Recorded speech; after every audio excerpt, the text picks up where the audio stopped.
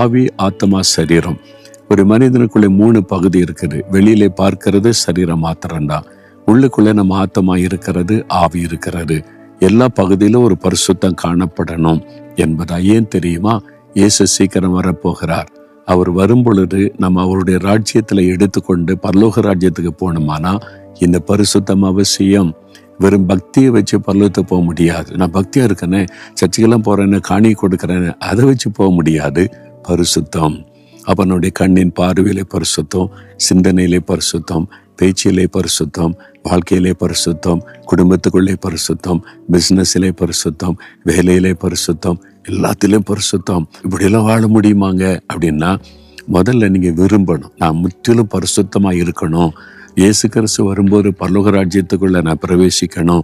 அந்த முற்றிலும் பரிசுத்தமா இருக்குன்னு விரும்பணும். 2வது, அவர் நம்மை பரிசுத்தமாக்குகிற தேவன். நம்முடைய சொந்த பலத்தினால் பரிசுத்தமாய் வாழ முடியாது. விசுவாசிக்கணும். அவர் என்னை முற்றிலும் பரிசுத்தமாக்குகிற தேவன். உங்களை அழைத்தவர் உண்மை உள்ளவர், அவர் அப்படியே செய்வார் என்று அடுத்த வசனம் சொல்லுது. அவர் நம்மை பரிசுத்தப்படுத்துவார். அதை விசுவாசிங்க. அவரை சார்ந்து கொள்ளுங்க. நான் அப்படி ஆண்டவரே, என்னாலெல்லாம் பரிசுத்தமா வாழ முடியாத, கஷ்டம், பாவம் நிறைந்த உலகத்துல நீங்க என்னை பரிசுத்தமா காத்து கொள்ளுங்கன்னு அவர் கையில ஒப்பு கொடுத்து விடுவாரு. அவர் அழகாய் நம்மை பாதுகாத்து நடத்திடுவார். அதுக்குத்தானே சிலுவையில ரத்தம் சிந்தினார். நம்மை பரிசுத்தமாய் காத்துக்கொள்ள தன் பரிசுத்தமுள்ள ரத்தத்தை சிந்தினார். அவருடைய ரத்தத்தினால கழுவி ரத்தத்துக்குள்ளே மூடி நம்மை பாதுகாத்து கொள்ளுவார்.